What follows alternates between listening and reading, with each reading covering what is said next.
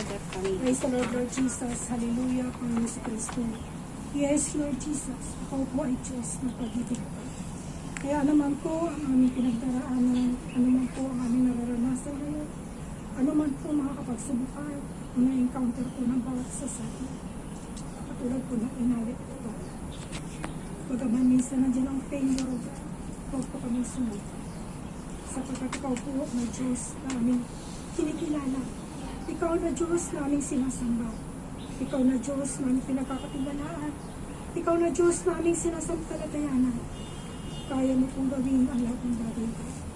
Kaya kung kami man po ay sinusubok kayo ng God, lalo po kaming lamapit dyan sa iyo. Kaya maraming salamat Lord sa patagumpayan at pinagkakalobo po sa bawat isa po ng mga anak. Although nandyan sa sari-sari po mga pagsubok ang kinakaharap po namin. Subalit, salamat Lord Jesus sapagkat nandyan, hindi mo po kami pinababalik. Salamat Lord sa mga offering na ito na binigay po ng mga anak mo. Basbasan mo po, pagpalain, ang blessings na ito. Ibalik mo po God ang 100-fold sa bawat isa.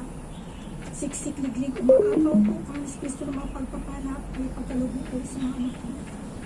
Lalo tigit po God pagpapalis. Salamat po Jesus. Kaya samahan mo po kami o God sa aming pong patuloy o God na pagsamba dyan sa iyo. Hanggang sa matapos po ang aming pagsamba. Salamat po Jesus. Kayo pong nagsabi ang mga tuhanin niling sa iyong pangalan. Ito po ay ibibigay sa pangalan ni Jesus. Amen. Praise the Lord. Praise the Lord. Everybody say, praise the Lord. Praise the Lord. So ako ay nagbibigay din ng pagpapasalamat ng Lord Jesus Christ na sa dagdag na taon. So tumatanda dito sa Hong Kong. Bibising ko na, 55 na, 5 taon na lang senior na. Napapasalamat ko kay Lord Jesus sa pagkakatay.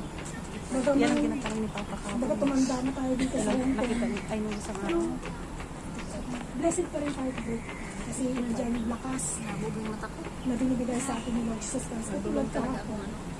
Ngayon, dahil halibay namin kasama kayo dyan. Sabi ni Sir Jack, Klaro may lang. panalo. Nagulong ako. So ngayon, samahan mo ako, tulungan mo ako. So ngayon, yung hinuli namin, kasi nasa kulungan na lahat ng mga camping. Sabi niya, ikaw lang kayo kung malaki kasi yung paghuli namin nung sabi niya, sa panghuli, hindi ako ano yung para madak mo yung paa. So ngayon, nahawakan ko sa paa sa huli. Ay di nagdalawa kami, ay talaga namang malakas yung kambing. Hawak na namin dalawa, tumatayo talaga. Yung pa ako nag-alis, hindi ko alam kung saan na yung paa ko na himit ng ganyan sa ako. Katay sa balik. May kahalis yung ako, sa pinag ako yung paa ng kambing yan. Pero sabi ko yung Jesus sa lang. Kasi ano na trabaho ko sa mga ako, sasabi ko sa mga baba, ano lang yung balas na ako. Tapos na hindi nahuli na namin. Ang gawa ko, sinipit ko dito yung katawan ng kambing. Hawak ko yung kanyang sungay.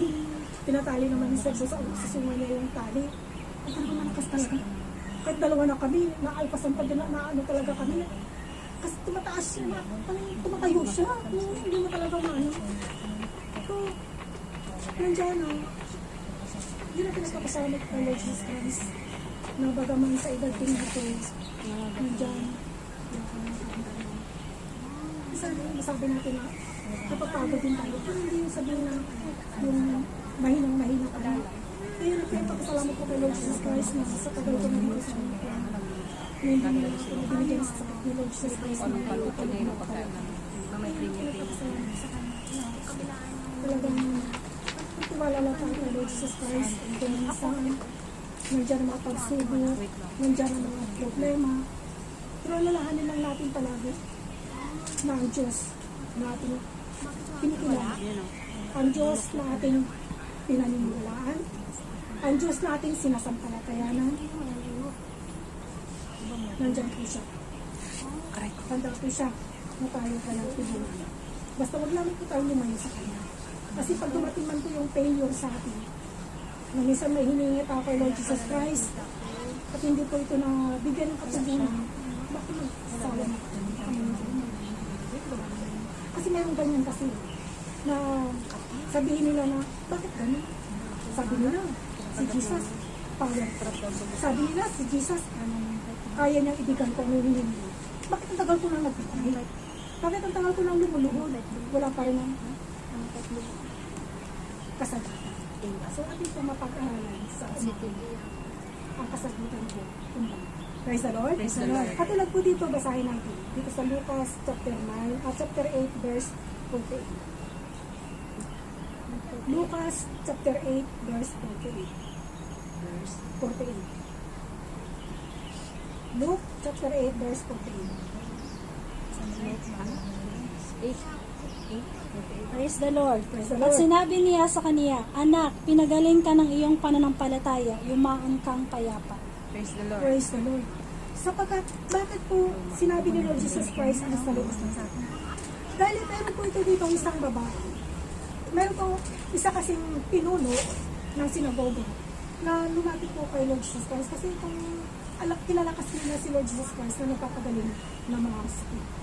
So ngayon itong pinuno ng sinagoga, nung makita niya si Lord Jesus Christ, lumapit siya, sabi niya, pwede ba na pumunta ka sa bahay?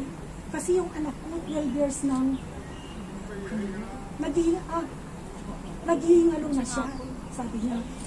Ngayon, itong isang babae naman na to, nung makita niya na naglalakad na si Lord Jesus Christ, so tinadagsan na ng maraming tao. Sapagkat ang intensyon ng mga tao, nandiyan nga na yung Diyos, nandiyan yung anak ng tao na si Lord Jesus Christ.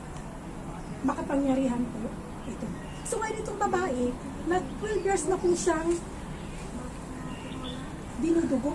Kumbaga naubos na yung pera niya sa pagpapagamot, pero hindi po siya napapagaling sa kanyang sakit.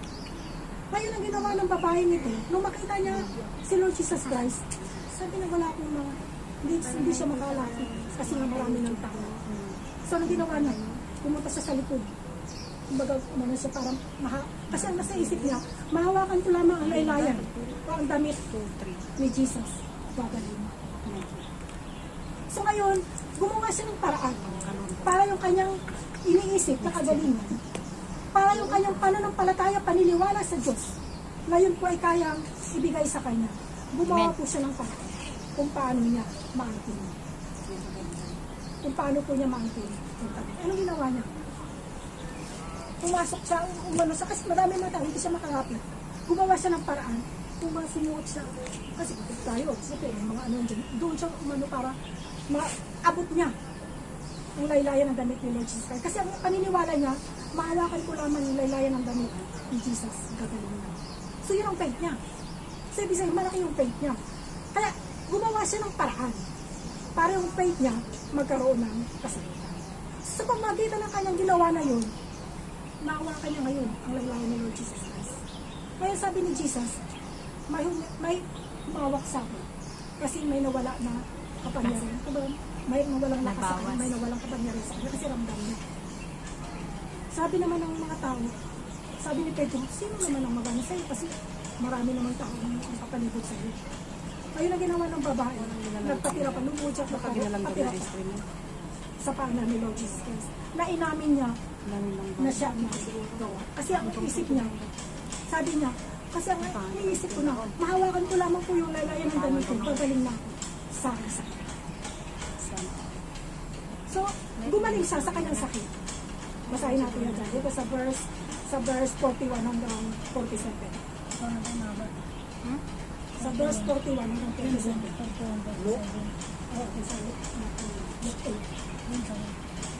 Praise the Lord. Praise the Lord.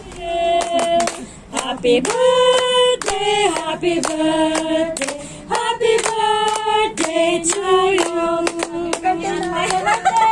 Happy birthday sa inyong tatlo. Happy birthday to us. Yun.